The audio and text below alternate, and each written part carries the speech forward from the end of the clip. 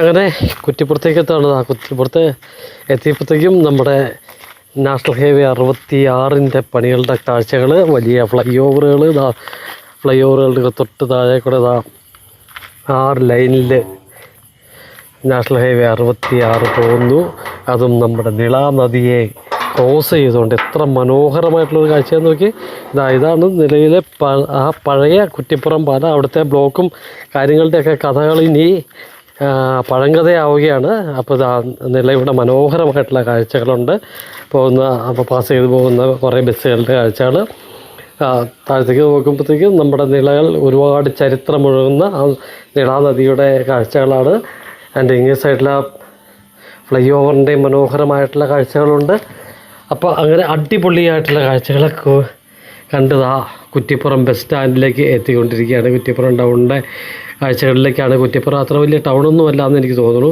ഏതായാലും ഞാൻ ബസ് സ്റ്റാൻഡിൽ ഇറങ്ങിക്കഴിഞ്ഞ് ടൗൺ എന്തോരം ഉണ്ടെന്നൊക്കെ ഒന്ന് നോക്കാനായിട്ട് ഒരു എനിക്ക് തോന്നുന്നു സാധാരണ ഒരു ചെറിയ ജംഗ്ഷൻ മാത്രമാണ് കുറ്റിപ്പുറം എന്ന് എനിക്ക് തോന്നുന്നു. കാരണം കുറ്റിപ്പുറം ഒരു പഞ്ചായത്തല്ലേ. അപ്പോൾ അതിനെക്കുറിച്ച് കൂടുതൽ വലിയ കാര്യമായിട്ടുള്ള കാഴ്ചകളൊന്നും കുറ്റിപ്പുറത്ത് ഉണ്ടാകാൻ സാധ്യതയില്ല. എന്നാലും കുറേ ബസ്സുകൾ ഇവിടെ കിടപ്പുണ്ട്.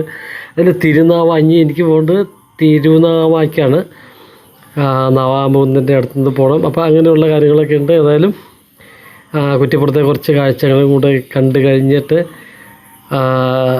ഏതെങ്കിലും ഒരു തിരൂർ ബസ്സിൽ കയറിയാൽ തിരുനാവായിൽ ഇറങ്ങാം. ആദ്യം നോക്കിയപ്പോൾ ഒന്ന് മനസ്സിലായി. ഏതായാലും മുമ്പിൽ കണ്ട വഴിയിലൂടെ ഞാൻ കുറച്ച് ഫ്രണ്ടിലേക്ക് നടക്കാമെന്ന് വിചാരിച്ചു.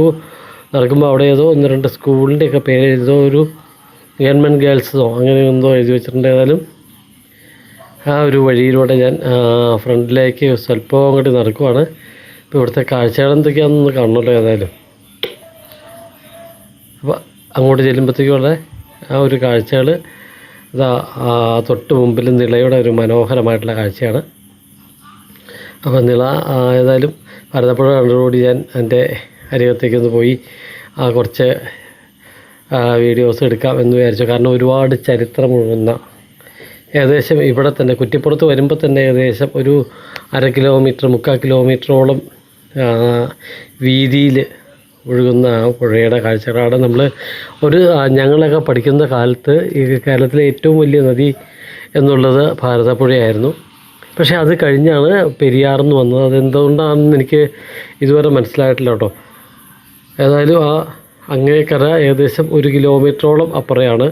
അത്രയ്ക്ക് വീതിയുള്ള ഒരു പുഴ തന്നെയാണ്, നദി തന്നെയാണ്. ഏതായാലും ഇപ്പോൾ കേരളത്തിലെ നമ്പർ 1 നമ്പർ 2 അതെങ്ങനെയെങ്കിലും ആവട്ടെ, അപ്പുറത്തേക്ക് കുറ്റിപ്പുറത്തിൻ്റെ ഹൈവേയുടെ കാഴ്ചകൾ, പാലങ്ങളുടെ കാഴ്ചകളൊക്കെ കാണാം. ഇവിടെ എന്തോ ചെറിയൊരു നിർമ്മിതി ഉണ്ടാക്കി വെച്ചിട്ടുണ്ട്. അപ്പോൾ അതിൻ്റെ ചെറിയൊരു കാഴ്ച മറിവുണ്ട്. ഇവിടെ എന്തൊക്കെയോ മരാമത്ത് പണികൾ അതിൻ്റെ ഇടയ്ക്ക് നടക്കുന്നു. ഏതായാലും അതിൻ്റെയൊക്കെ അപ്പുറം വളരെ ശാന്തമായിട്ടൊഴുകുന്ന നിളാനദിയുടെ കാഴ്ചകൾ, കുറേ മൺതിട്ടകളുടെ കാഴ്ചകൾ. ഏതായാലും ഒരു കാലത്ത് ഞാൻ പറഞ്ഞു കേട്ടിട്ടുണ്ട്, നല്ല രീതിയിൽ തന്നെ നമ്മുടെ പെരിയാറിലുണ്ടായിരുന്ന പോലെ തന്നെ നല്ല രീതിയിൽ ഈ ഭാരതപ്പുഴയിലും മണ്ണെടുപ്പുണ്ടായിരുന്നു. ഏതായാലും ഞാൻ അവിടുന്ന് വീണ്ടും കുറ്റിപ്പുറം ആ സ്റ്റാൻഡിലേക്ക് എത്തിയിരിക്കുകയാണ്. അപ്പോൾ ഒരു തിരൂർ ബസ് അവിടെ കിടക്കുന്നുണ്ട്. അപ്പോൾ എന്നാൽ ശരി, അതിലേക്ക് കയറി നേരെ നവാമൂന്നിൻ്റെ അടുത്തേക്കാണ് ഇനി എൻ്റെ യാത്ര. അപ്പോൾ ബസ് പതുക്കെ അവിടുന്ന് സ്റ്റാൻഡിൽ നിന്ന് പതുക്കെ പുറപ്പെടാൻ തുടങ്ങിയാണ്. ആദ്യം ബസ് ഇങ്ങേ സൈഡിലേക്ക് ഒന്ന് തിരിച്ചിട്ടു കേട്ടോ. അപ്പോൾ ഞാൻ വിചാരിച്ചത് പോകുമായിരിക്കുന്നു. അതിൽ ഞാൻ മാത്രം ആ സമയത്ത് യാത്രക്കാരനായിട്ടുണ്ടായിരുന്നുള്ളൂ. ഏതായാലും ഒരു 1-2 വലിയ ചെറിയ കെട്ടിട സമുച്ചയങ്ങളൊക്കെ ഉണ്ട്. അത്രേ ഒക്കെ ഉള്ളൂ ഈ ഒരു ഭാഗത്തെ നമ്മുടെ കുറ്റിപ്പുറത്തിൻ്റെ കാഴ്ചകൾ. കുറച്ച് അങ്ങോട്ട് ചെല്ലുമ്പോഴത്തേക്കും ചെറിയൊരു ടൗൺ ഭാഗം കൂടെ ദൃശ്യമായി. ഇനി ഇത് നേരെ നമ്മുടെ പുതിയ നാഷണൽ ഹൈവേ 66-ൻ്റെ അടിക്കടി ആയിരിക്കും പോകുന്നതെന്ന് എനിക്ക് തോന്നുന്നു. അവിടെ ഫ്ലൈ ഓവർ ആയിരിക്കും. നമ്മളതിൽ ഒരു ഹൈവേ ക്രോസ് ചെയ്താണ് നേരത്തെ പോയിക്കൊണ്ടിരുന്നത്, എനിക്ക് ഓർക്കുന്നുണ്ട്. അപ്പോൾ ആ ഒരു രീതിക്ക് തന്നെ ഞാൻ പറഞ്ഞ പോലെ തന്നെ മുകളിൽ കൂടെ ഫ്ലൈ ഓവറിൽ നാഷണൽ ഹൈവേ പോകുന്നു. നമ്മൾ താഴത്തേക്കടെ ഇതാണ് പഴയ നാഷണൽ ഹൈവേയുടെ ഭാഗങ്ങളൊക്കെയാണ്. ഏതായാലും അവിടുന്ന് നവാമൂന്നിനെ ദർശിക്കാൻ വേണ്ടിയുള്ള യാത്രയാണ്. അപ്പോൾ വീണ്ടും നമ്മൾ ആ ഭാരതപ്പുഴയുടെ തീരത്തേക്കൂടെ തന്നെയുള്ള യാത്ര കേട്ടോ. കുറേ കാഴ്ചകൾ അതിൻ്റെ ഇടയ്ക്ക് ഒരു പ്രാവശ്യം മാത്രമേ തിരുനാവായിൽ വന്നിട്ടുള്ളൂ കേട്ടോ. തിരുനാവ നമുക്കറിയാം മാമാങ്കത്തിൻ്റെ നാടാണ്. പണ്ട് മാമാങ്കത്തിൻ്റെ കഥകൾ ഉറങ്ങിക്കിടക്കുന്ന ഒരു മണ്ണാണ് തിരുനാവായ എന്ന് പറഞ്ഞത്. അതേപോലെ തന്നെ മരിച്ചവർക്ക് വേണ്ടി ബലിയർപ്പിക്കുന്ന ഒരു സ്ഥലം കൂടിയാണ്. അങ്ങനെ കുറേ പ്രത്യേകതകളുള്ള സ്ഥലമാണ് തിരുനാവായ. ഏകദേശം 8 കിലോമീറ്റർ തൊട്ട് 20 രൂപ കൊടുത്തപ്പോൾ ആ പുള്ളി 5 രൂപ എനിക്ക് തിരിച്ചു തന്നു കേട്ടോ. 15 രൂപയാണ് അവിടെ വരെ ചാർജ്. എനിക്ക് തോന്നുന്നു ഇവർ തോന്നുന്ന രീതിയിൽ, അതായത് പരിചയമില്ലാത്ത ഒരാളെ കണ്ടിട്ടുണ്ടെങ്കിൽ അവർ തോന്നുന്ന രീതിയിൽ മേടിക്കാമെന്ന് എനിക്ക് തോന്നുന്നു. ഏതായാലും ഇപ്പോൾ തിരുനാവായയുടെ മണ്ണിലേക്ക് എത്തിക്കൊണ്ടിരിക്കുന്നു. അപ്പോൾ ഇതൊക്കെയാണ് കാഴ്ചകൾ. ഈ പുഴയോരത്ത് ഇഷ്ടംപോലെ വനം പോലെ ചെറിയ ചെറിയ ചെടികളും വൃക്ഷങ്ങളൊക്കെ വളർന്നേക്കുന്നത്. അതുകൊണ്ട് തന്നെ പുഴയിലെ കാഴ്ചകൾ വളരെ കുറച്ചേ കാണാൻ പറ്റുന്നുള്ളൂ. സാധാരണ ഉള്ള ഗ്രാമക്കാഴ്ചകളാണ് ഈ പോകുന്ന വഴിക്ക് മുഴുവൻ കാണുന്നത്. നല്ല തെങ്ങും തോട്ടങ്ങൾ, വയലെന്ന് പറയാൻ പറ്റില്ല, അവിടെ കൃഷിയൊന്നും നടക്കുന്നില്ല. ഏതായാലും തിരുനാവായയിലേക്ക് എത്തിക്കൊണ്ടിരിക്കുന്ന ഇതാണ് തിരുനാവായയിലെ കാഴ്ചകൾ. ഞാനിപ്പോൾ തിരുനാവ ക്ഷേത്രത്തിൻ്റെ അങ്ങോട്ട് പോവുകയാണ്. എനിക്കറിയില്ല അവിടെ ചെന്നാൽ വീഡിയോ എടുക്കാമോ എന്നുള്ള കാര്യങ്ങളൊന്നും, കൃത്യമായിട്ടുള്ള കാര്യങ്ങൾ എനിക്കറിയില്ല. കാരണം എനിക്ക് അതുകൊണ്ട് തന്നെ ചെറിയൊരു ആശങ്കയുണ്ട്. അമ്പലത്തിൻ്റെ കാര്യം ഇതിലൊക്കെ യൂട്യൂബിലൊക്കെ വീഡിയോകൾ ഇഷ്ടം പോലെ ഉണ്ട് ഞാൻ നോക്കിയപ്പോൾ. പക്ഷേ നമ്മളിപ്പോൾ അവിടെ ഇനി ഫീസോ കാര്യങ്ങളോ എന്തെങ്കിലും ഉണ്ടോ എന്ന് എനിക്കറിയില്ല.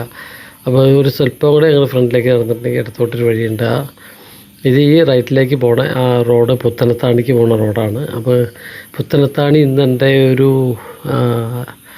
യാത്ര ഇതിലില്ല. അപ്പോൾ അല്ലെങ്കിൽ ഇപ്പം തന്നെ മണി ഏകദേശം 11 മണി കഴിഞ്ഞിരിക്കുന്നു. ഇനി പുത്തനത്താണി പോയി കഴിഞ്ഞിട്ടുണ്ടെങ്കിൽ പിന്നെ പുത്തനത്താണിയായി അങ്ങനെ കറങ്ങി തിരിഞ്ഞ് ഒരുപാട് വരുമ്പോഴത്തേക്കും നമ്മൾ ഒരുപാട് താമസിക്കുമെന്ന് എനിക്ക് തോന്നുന്നു. അപ്പോൾ അതുകൊണ്ട് ആ ഒരു പരിപാടിയാണ്. തിരൂരെത്തുമ്പോഴത്തേക്കും ചിലപ്പോൾ ഒരുപാട് താമസിച്ചു വന്നത്. തുഞ്ചൻപറമ്പിലൊന്ന് പോകണമെന്നുണ്ട്. അപ്പോൾ അങ്ങനെയുള്ള ചിന്തകളൊക്കെയോടുകൂടി ആ ഫ്രണ്ടിലേക്ക് പോകുമ്പോൾ എനിക്ക് തോന്നുന്നു ഇവിടെയാണെന്ന് തോന്നുന്നു. എവിടെയോ ഒരു ബോർഡ് നേരത്തെ കണ്ട പോലെ എനിക്കൊരു ഓർമ്മയുണ്ട്. അപ്പോൾ ആ ബോർഡ് നോക്കിക്കൊണ്ട് തന്നെയാണ് ഞാൻ നടക്കുന്നത്. ഒരു ബോർഡ് ഇല്ലെങ്കിൽ ഇപ്പോൾ ആരോടും ചോദിച്ചാലും മതി. പക്ഷേ എനിക്കിപ്പോൾ പണ്ട് വന്നപ്പോഴുള്ള ഒരു രീതിയിൽ നിന്ന് ചെറിയൊരു മാറ്റം പോലെയൊക്കെ എനിക്ക് തോന്നുന്നുണ്ട്. ഏതായാലും അന്നത്തെ കുറച്ച് പഴകിയ കാഴ്ചകളായിരുന്നു, പഴകിയ ഒരു ജംഗ്ഷൻ്റെ കാഴ്ചകളായിരുന്നെങ്കിൽ ഇപ്പോൾ അവിടുത്തെ എല്ലാ കെട്ടിടങ്ങളൊക്കെ പുതിയ രീതിയിലുള്ള കെട്ടിടങ്ങളും കാര്യങ്ങളൊക്കെ ആയതുകൊണ്ട് തന്നെ കുറേ വ്യത്യാസങ്ങളുണ്ട്. നമുക്ക് ചില സ്ഥലത്ത് ചെല്ലുമ്പോഴത്തേക്കും ഇത് ഏതാണ് ഈ സ്ഥലം എന്നുള്ള ഒരു ചെറിയൊരു സംശയമൊക്കെ നമുക്ക് വരാനുണ്ട്. ഏതായാലും ഞാൻ ഉദ്ദേശിച്ച സ്ഥലത്ത് ഞാൻ ബോർഡ് കണ്ടില്ല. അതുകൊണ്ട് തന്നെ ഒരു സംശയത്തോടു കൂടിയാണ് ഫ്രണ്ടിലേക്ക് നടന്നുകൊണ്ടിരിക്കുന്നത്. ഈ ഫ്രണ്ടിലൊരു ജസ്റ്റ് ലെഫ്റ്റിലേക്ക് ഒരു തിരിവ് കാണുന്നുണ്ടെന്ന് എനിക്ക് തോന്നുന്നു. ഏതായാലും അങ്ങോട്ട് എത്തിക്കഴിയുമ്പോഴാണ് അങ്ങനെ പറയാൻ പറ്റുള്ളൂ. ഏതായാലും ഇതിലേക്ക് കടന്ന് ഞാൻ തരുമ്പോൾ ഇവിടെയാണ് ഒരു തിരിവ് കാണുന്നത്. മിക്കവാറും അതായിരിക്കും നാവാമുകുന്ദ ക്ഷേത്രത്തിലേക്കുള്ള വഴി. അവിടെ ബോർഡുണ്ട്. നാവാമുകുന്ദ ക്ഷേത്രം, തിരുനാവായുടെ ഒരു ബോർഡുണ്ട്. അപ്പോൾ ഏതായാലും ഇതിലെ ചെറിയൊരു വഴി ഞാൻ പറഞ്ഞില്ലേ, ഈ ഒരു വഴിയെ പണ്ട് നേരത്തെ പോയ ഏകദേശം ഒരു 6 വർഷമോ 7 വർഷമോ മറ്റോ ആയെന്ന് എനിക്ക് തോന്നുന്നു. ഏതായാലും ആ ഒരു കാഴ്ചകളിലൂടെ ഞാൻ വീണ്ടും നാവാമുകുന്ദ ക്ഷേത്രത്തിലേക്ക് നടക്കുകയാണ്. അപ്പോൾ കുറച്ച് അകലെയായിട്ട് അവിടെ നിന്നുള്ള ചെറിയ രീതിയിലുള്ള ഭക്തി ഗാനങ്ങളുടെ ഒക്കെ കേൾക്കാം. അതുപോലെ അതിനോട് ചേർന്നിട്ടുള്ള കുറേ കാര്യങ്ങളും ഒക്കെ ഉണ്ട്. ഏതായാലും അമ്പലത്തിൻ്റെ മുമ്പിലേക്ക് എത്തിയിരിക്കുന്നത്. അമ്പലത്തിൻ്റെ മുമ്പിലേക്ക് ചെല്ലുമ്പോൾ തന്നെ ചെറിയ 1-2 നിർമ്മിതികൾ കാണുന്നുണ്ട്.